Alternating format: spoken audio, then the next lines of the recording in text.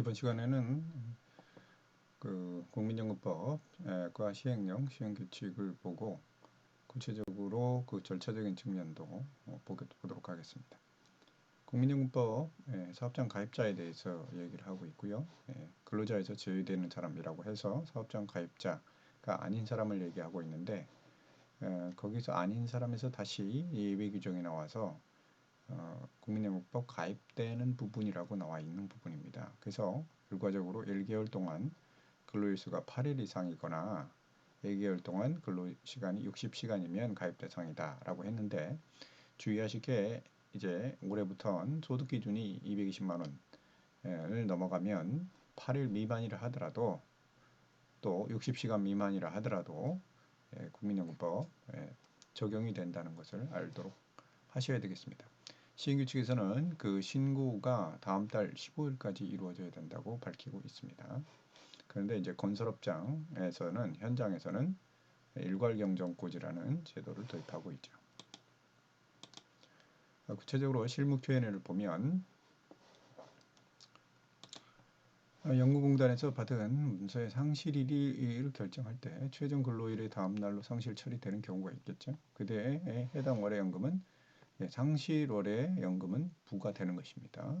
그래서 가입월의 연금이 부과되는 것은 아니고 1일을 제외하고는요. 상실월의 경우는 해당 월의 보험료가 부과되고 개인 사업을 하는 경우에는 이제 지역보험료하고 건강 직장보험료에 문제가 있는데 둘 중에 중복이 되는 경우에는 직장 건강보험이 우선되니까 일용직의 경우에도 직장 건강보험이 우선되니까 지역보험은 환급되는 그런 구조가 된다 이런 얘기입니다.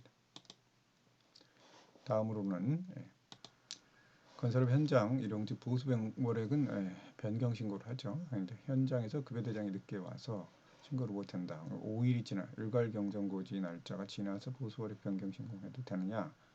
보수월액 변경 신고를 5일 이후에 해도 되지만 변경 신고가 늦으면 근무월의 보험료와 신고월의 보험료가 이중해서 일단은 부과가 되고 이후에 근로가 없으면은 환급되는 그런 구조가 됩니다. 건강보험 처리 절차상의 문제죠. 5월 2일 취득을 한 19일 근무했습니다. 근데 5월 2일 취득이니까 5월 달 거는 건강연금을 제하서는 안 되는데 다 제하고 월급을 나갔다는 얘기죠. 6월에도 20일가량 6월 거는 해줘야겠죠. 그래서 그런데 이제 당연히 5월 거에 대해서는 지역가입으로 해서 나왔겠죠. 그래서 회사는 5월 거를 잘못 공제한 거죠. 6월에도 지로로 나올 줄 알았는데 5월은 1일자 취득이 아니기 때문에 지역가입으로 나온 1만 원을 내면 된다. 맞는 얘기죠. 그럼 연금은 어떻게 되는지 6월에 보수 변경 신고를 할 건데 5월에 쟀던 건강은 돌려줘야 되는 거죠. 그래서 5월 거 건강은 돌려주는 거고 연금의 경우에는 연금도 돌려주는 것인데 연금을 1일자 취득이 아니라도 희망란에 체크해서 납부하는 경우는 직장으로 납부할 수가 있죠. 그럴 경우는 돌려줄 필요가 없죠. 신고한 부분이 어떻게 됐는지를 확인하고 처리해 돼야 될 것입니다.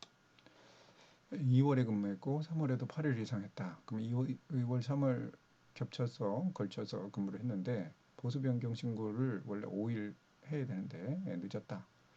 그러면 그럴 때는 취득 상실을 반복해서 신고하도록 합니다. 다음 6월 22일에 준공인데 6월 20일까지 준공일 이전에 2월 20일까지 근무한 근로자가 있으면 7월에 경정 신고를 할 때 상실일자를 6월 20일까지 했으니까 6월 21일로 해도 좋고 7월 1일 날 해도 어쨌든 6월까지만 부과가 되니까요. 상관이 없는 거 되겠습니다. 상실의 결정은 이상입니다. 이상으로 해서 절차상의 문제, 신고 절차상의 문제를 알아봤습니다.